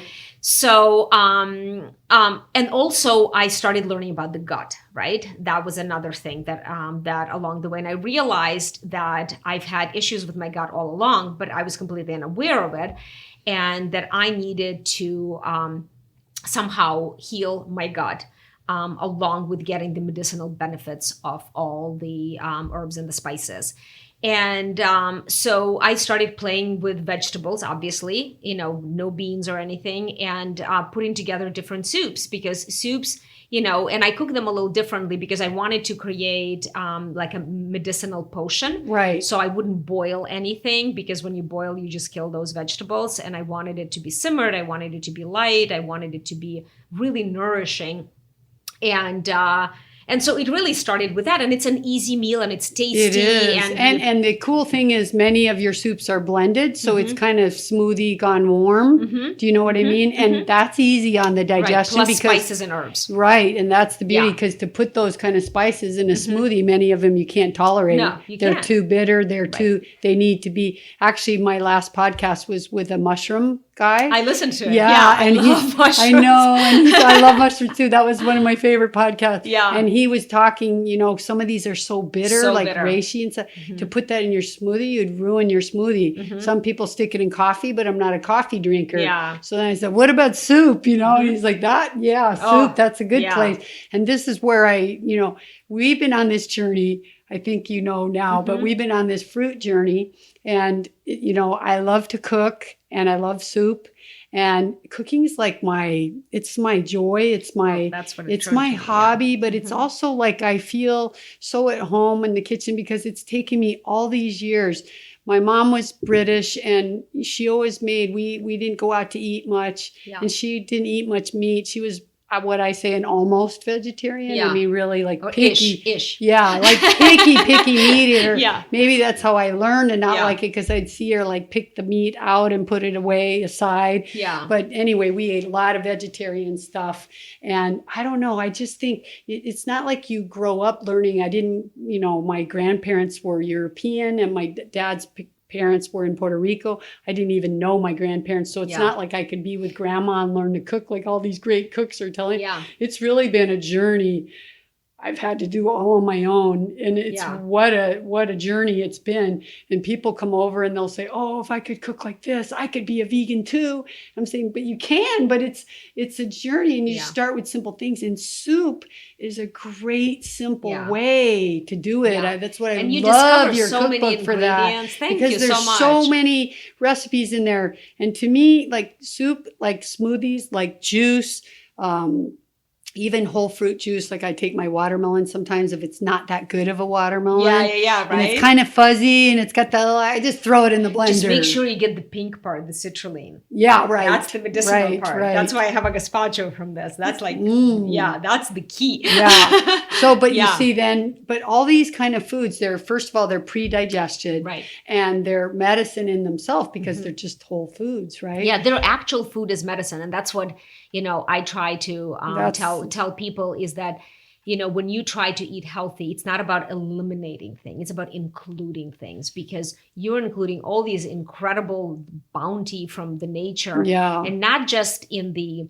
vegetables and all these incredible leafy vegetables and roots and everything. Yeah. And then you put the herbs and the spices and all of this together, and mushrooms. I mean, it's such a feast. It is. It's beautiful. And then when I was a fruitarian, I was like, I'm never going to have that again. And I had to keep taking my mind away. I've never heard of anybody being fruitarian except in that movie, right? Right. But actually, there's a whole huge community. They've all moved. Experimented with apples for, a long time ago. Yeah. Most fruitarians, it's like a lot of Dr. Morse following, because he gets a lot of really sick people. Yeah. And so I just interviewed, it just came up this last Wednesday, and it's Dr. Toomey Johnson. She's a medical doctor, cool lady, amazing. She's a dancer. She healed herself, but she's also a fruitarian, high raw. You would say she's all raw, but high fruit. Yeah. And so she'll eat, like fruitarians aren't 100% fruit, but it's like in I would say some communities say 80-10-10, 80 fruit, 10 fat, 10 protein. And then the other fruitarians are fruit and then salads, but the salads are greens and a few veggies in there, like avocado a little bit. And so it's really like, to do it right, you really are eating pretty much fruit all day, and then you could have a salad at night. And then if depending on how sick you are, then you might do only fruit, and you might do fruit juice only, like grapes, especially because grapes are super healing. So Dr. Morse had many cases. Because I love fruit. I know. And it's so healthy. And when you realize that you're just a whole food eater and want to eat healthy, you actually gravitate to a diet that's higher in fruit anyway. For sure. And then we live in LA and we have beautiful farmers markets. It's like, why would we do macrobiotic living in LA? It doesn't make sense. I get it. It's too heavy. It's too heavy. Way too heavy. But I also like, even let's say in the winters in LA, okay, we did it because I wanted to do it. We have healing to do. Me too, but Lloyd especially with the pain syndrome. So we did it. And but then, it gets to a point, like, I'm not a person that wants to say, I'm going to do this for the rest of my life, because that's stupid. I've said that so many times. And that's another thing that's important to stress, is because I tell people that just like a relationship, because food is a relationship, It is. right? So you have to revisit it and you have to do check-ins with yourself Yeah. because you can't just blanketly say, and I'm going to do this for the rest of my life, because you won't. Yeah, because Nobody Lloyd will. would say, "Are you gonna eat like this the rest of your life? Because why don't you give away your pots and pans?" I'm like, "I'm not giving away my pots and pans." He's like, "Why? Yeah. If you're gonna eat like this?" Yeah. I go, "It's not the right thing to make No. someone commit in advance. No. That's And also not the our right bodies thing." change, And our how do minds we know change. how we're gonna feel on Exactly, it? Right? It's all about it's how all about you feel, revisiting really, and checking in and with yourself. this is what Dr. Toomey said that I love. She said, because what I found, this is Mm-hmm. just my personal journey. When I've tried to be a raw foodist 4 different times, Yeah. the always the place that I get to is I can stay a raw foodist, but my diet becomes high fat because I Yeah. eat a lot of nuts. And then I start making like sauces for my zucchini needles out of nuts. And then it's sauces for Mm-hmm. your fruit out of nut. And then if you're making any desserts, it's nuts and fat. Yeah. And it's like, pretty soon I start going, I don't feel good like Yeah, this. I it's don't heavy. like eating like Yeah. this. Like I'd rather eat fruit all day and a salad with some steamed asparagus or salad and a soup.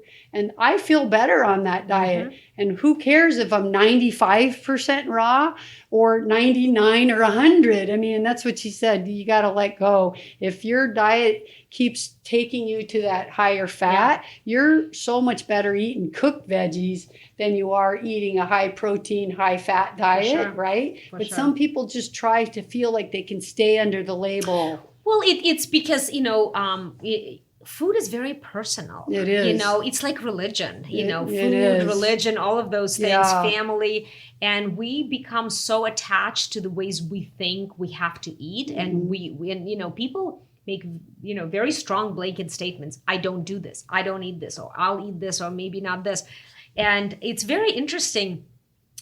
We're very attached to our beliefs about food. Yeah, and, I agree. And one of the best ways is to really just open your mind and, and experiment and Yeah. play. Actually, what helped me is I found joy in food, and that's what made it easier for me. Yeah. Is that because I've worked with my head most of my life. I was not an athlete like you, so I didn't work with my body, even though I danced when I was a younger girl, like a teenager.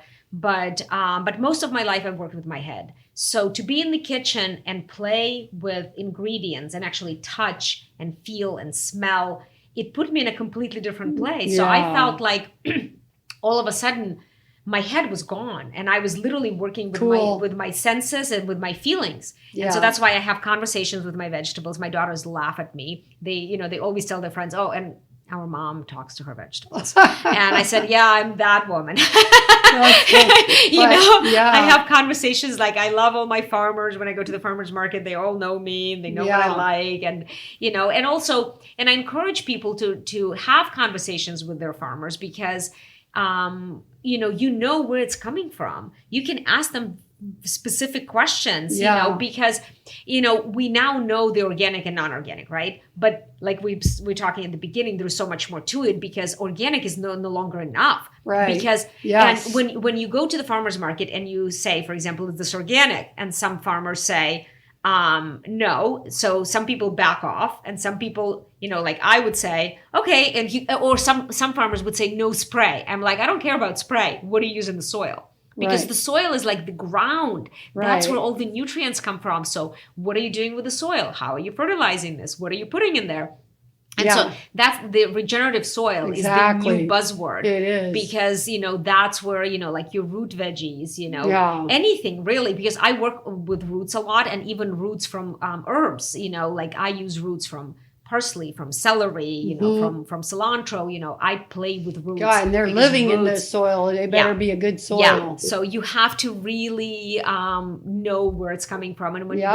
you go, it's not that I don't buy things at the grocery store. Of course I do. But, just understanding why you eat certain things and where it's coming from, and having a relationship Yeah. with your vegetables will really help you get on a completely different path with food. Well, it's the same as, sitting over a meal and saying thank you, to the farmers that grew it, to be filled with gratitude, to be able to afford that nice vegetable and that good food, versus sitting there while you're watching your iPad or you've got the news on about all the murders and the politics that nobody is sick of listening to at this point.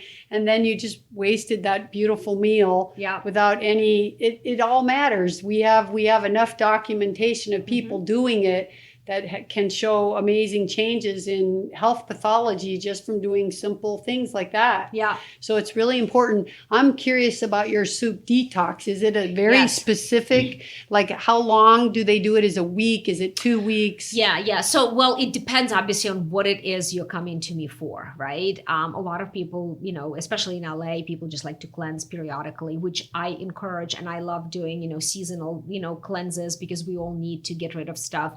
And, I use seasonal vegetables and seasonal, ingredients.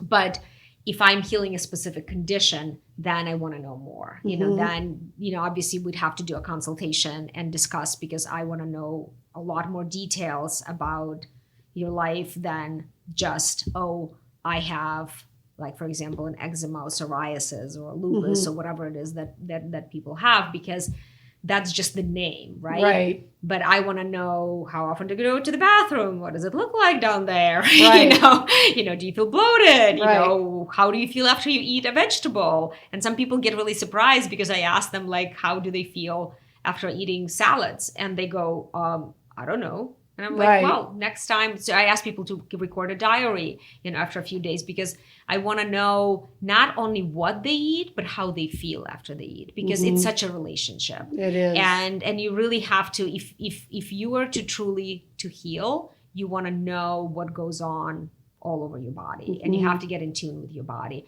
So then it becomes obviously a much more custom experience than, because I don't believe in just, I shouldn't say I don't believe. That's the wrong way to say it. I want people, there's plenty of products on the market, right?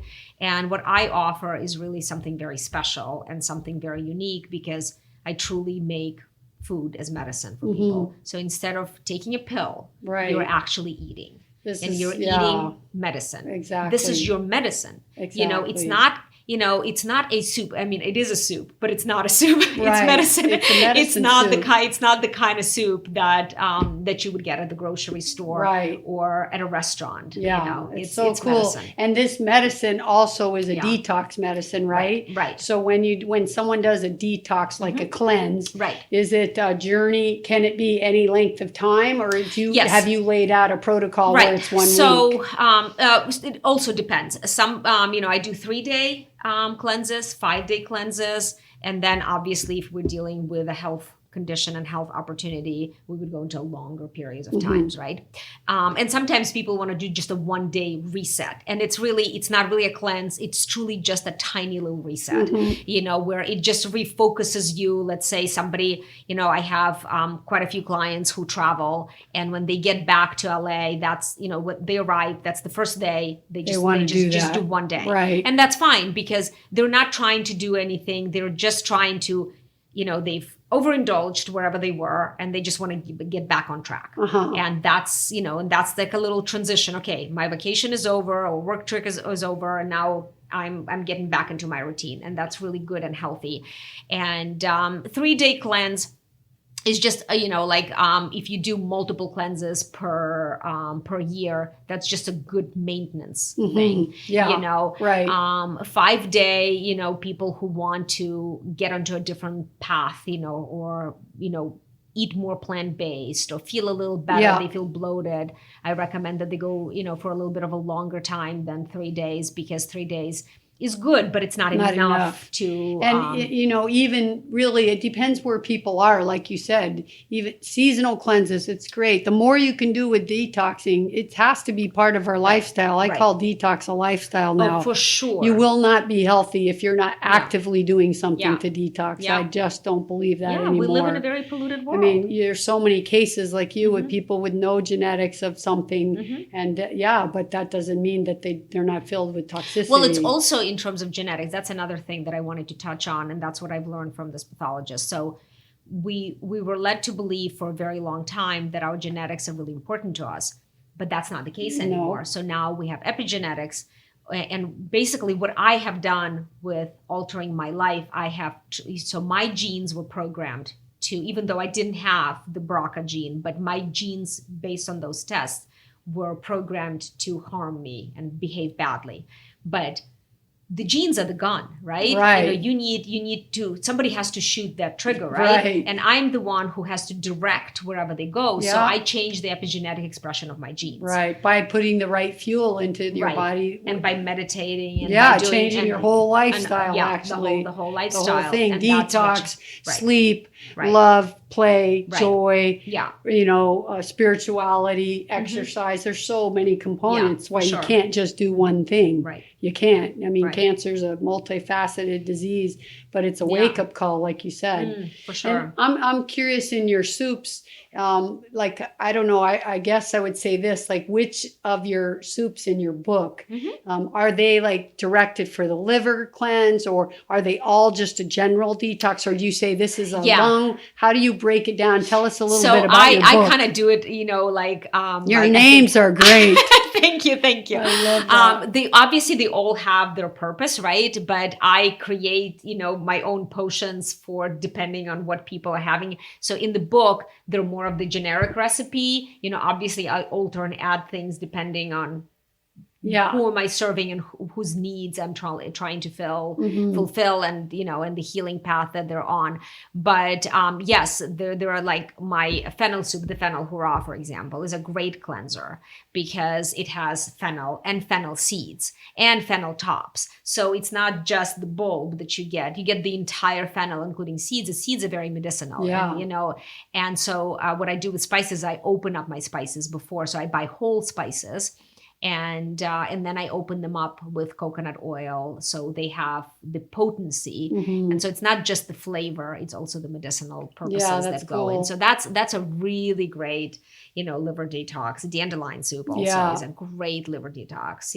Yeah, that's actually how I found you, because I'm kind of the detox queen. That's my work, is detox. That's how I got myself well. Yeah, was learning how to detox, and I use a lot of homeopathy. And I wanted to say a big thank you, because I see you even mention homeopathy in your book for sure. as one of the great things. You talk about Ayurveda, homeopathy, folk remedies, Chinese medicine.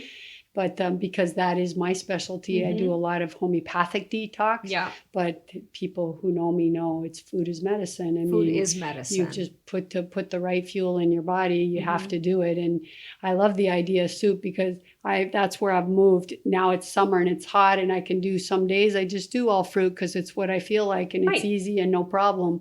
And watermelon's out, and when watermelon's out, I don't need anything else. Watermelon. I don't need anything else. I love watermelon. But right? come maybe like in 2 weeks, or I may, Lloyd may say, oh, I'd love to have this, and we'll just do it. It's not like we're not 100% raw like we were, and we were like 99.9, but we're still really, really high. We still believe in that. We still like that. And it's like you said, but you just have to sometimes like not focus on how much percentage you are, and just how do you feel with it. And that's what we're doing. We make these beautiful salads, but then there's some day that I just want to get some I say take the soup. Labels away, because labels is what we because I think we also worry about once we call ourselves whatever it is we call ourselves, then we have to maintain that, right? Then we have to build the shrine, and then it we have to becomes all shine about it, that. and we have to say, I am this, because, well, if I'm not this, then who am I, right? Right. Forget labels. No, Don't call I yourself know. anything. Just enjoy, and absorb and, heal yourself in different ways. I think But if don't we give get yourself into a the label. idea that we're just want to eat like the food that we're putting in is I'm truly a medicine. healthitarian. I'm a food is medicinitarian. Yeah, exactly. That's all that matters, Exactly, right? And see how you feel. Well, cool. Well, tell people how they can follow you, I know your book is on Amazon, because that's where I got it. I love it. It's so Thank cool. you I so really much. Hope everyone gets it because Thank you. can't do better than a great bowl of soup. I've always loved soup, but your soups are medicine. So it's you. really just more than, and I know if you live in LA, because I have a lot of listeners that live here, you also do a delivery service, right? So tell us about it. Because it's custom, it is just delivery, delivery to your home, to your office, wherever you are set. I have a lot of actors who want to eat healthy when they're working. And so you just go to SoupElina.com. It's SOUP, soup, ELINA, which is Elina, my name, SoupElina, one word.com, and order away. And if you want to contact me, just email me to hello@soupelina.com. And on Instagram, Instagram. Yeah. It's SoupElina LA. And it's like the yellow little circle with a fairy. And she's the modern soup fairy because, the soup from, I've just taken it's so cool, the your soup logo. to the 21st century because we all need healing. We all need love. We all need nourishment. And that's what it gives you. Maybe I'm just establishing a closed private group to like a classroom that I can help teach a lot of people interested in learning more. Maybe one time, once we get established, we should have you in the group and we should all do a soup cleanse together for a week. That would be great. And let people Instagram what they're doing. Yes, and I'd love show that. your cookbook. This is the soup we're doing tonight. Yes. And everybody, because it'd be cool. It's better. Yeah. Well, probably better because I need more time to get it started. But then the winter comes. It's no better time for a soup than then. Yeah, we call it soup over, right? Yeah, let's do a soup over for a week. Soup over. A cleansy soup over. Yeah. That'll be cool. Yeah. So we'll be in touch later. But thanks for You're so coming on welcome. here today and really welcome. sharing all your Thank you. your difficult journey. I know it's not easy to talk about it, but it gets a lot easier when more years go by and you know how many people you can help now. Well, that's the key. And that's how, because I never intended to start a business and people just started asking to buy my soups, and that's kind of how it evolved. And once I realized that, I can help others, and that was really the deciding factor because helping others becomes like a drug. You really want, once you see the difference in people's lives and their eyes, and I know. It's really incredible. And it's funny, as good of a journalist as you were, it's interesting when you look back now, you must see that your journalist career really prepared you to really get on your life path and save your life from all the skills you learned. It's kind of like, I look at that too, like, okay, golf may have almost killed me in a way, right? Yeah. But it's also without that, it's in a way it's a gift because it puts you on your path. For sure. And it's not an easy road. It's not an easy road, but you have nothing else to do once you heal yourself but to share it because for sure. I read that sentence in your book where you prayed and you said, I need a miracle. And if I get this miracle, then I will do whatever I have to because that's where you get when you're in pain or desperate. And I've been in those places so many times with a history of migraines and a lot of pain. And just when you've suffered like that, you are willing at that moment to do anything. Anything, right? But then what you realize looking back is it's not like it just a miracle comes like the fairy poof with the ladle. You created the whole thing, but you were open enough and worked hard enough. And so it is a journey that's still a lot. I still have, obviously I'm work in progress and there's a lot more. We all are. That's coming. I've been thinking because I've helped quite a few people and I want to help a lot more. And I've been trying to figure out the best way how I can touch more lives and help more people. I do occasionally travel outside of LA and do cooking demos. And cool. I was just in Atlanta at a hospital and worked with cancer patients and who are currently in treatments and the ones who just finished their treatments. And it's a very different world. Yeah. And you realize how much it's needed because, we all get into our own comfort zones and it becomes what we know. But then the moment you step outside and you see, oh my goodness, I have not touched, these people and they need me so much. There's so many people that need help. How can I go there and how? So that's been that's what my thinking cap is on right now, is how do I help more people? And also, how do I help doctors? Because my next, I feel my next reincarnation is, in this life, right.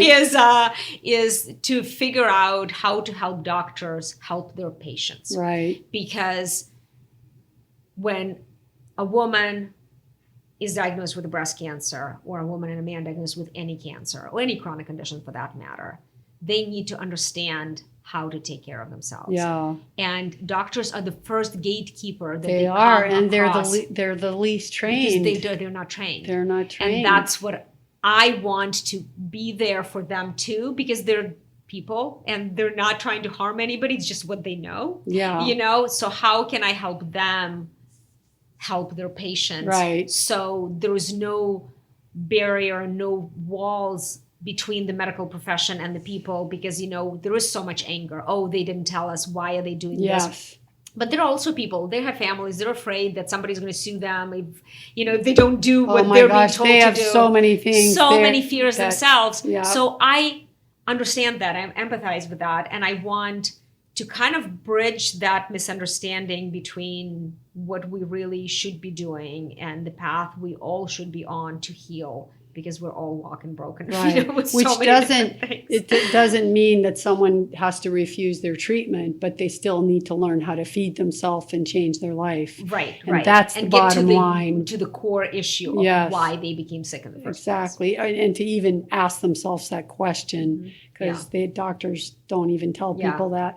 But what a beautiful world that would be. But at least we have more and more doctors moving in that direction. Yes. Like Dr. Toomey I just interviewed. Whenever I find an MD that's doing raw food, vegan, plant-based in any regard in their practice, I always want to talk to them, because it's so nice to see somebody with no formal education that goes on. I mean, she's an internist, and that's a lot of years in school and training. And then to go on further than that and start asking yourself about food and becoming plant-based, that's a big commitment, because they get to a point where they've had to question what they learned. Yeah. And that's a lot of investment they've made to get to that point. So, I always like to talk to them, and they're the ones, like you said, that are that first gateway. So, but that would be a good place for you to step in. That's for sure. You've been there. Yes. And you've talked to all of them and all those researchers. So, I know. Cool. All right, Elina, thanks again. Thank you so much. Okay, bye-bye. Bye-bye.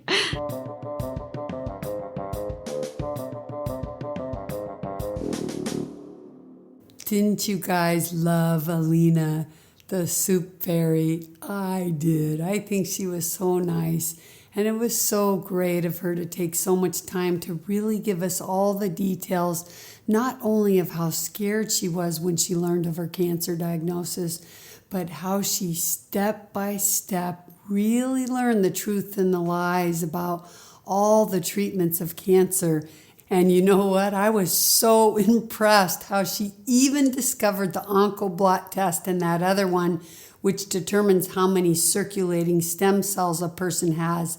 And this is critical when a person is diagnosed, because cancerous stem cells, they're not killed by chemo and radiation. So imagine if you just go run and you do chemo and radiation and you don't even know how many circulating stem cells you have. If you had a massive amount, then chemo and radiation wouldn't help you. Wouldn't you want to know that in advance?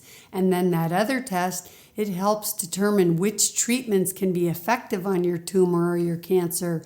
How important is that? Both of these tests are critical, and I couldn't believe that Elina found both of these tests on her own. It was impressive. But then she's a reporter, so this shows you how good her research skills are. And I also love that she spoke about how she got tired of taking so many supplements. I think we've all been there, right? I know I have. I still hate to swallow pills because of all the years that I did. But sometimes you need to. And she found the best solution to make her soups her medicine, and she made them taste so delicious. Like Hippocrates said, let food be thy medicine, and medicine be thy food. And since she learned Ayurvedic medicine, she knew which herbs to pile in her soup to heal her. That's so cool. A delicious bowl of medicine. Now that's my idea of medicine, soup medicine. I love that.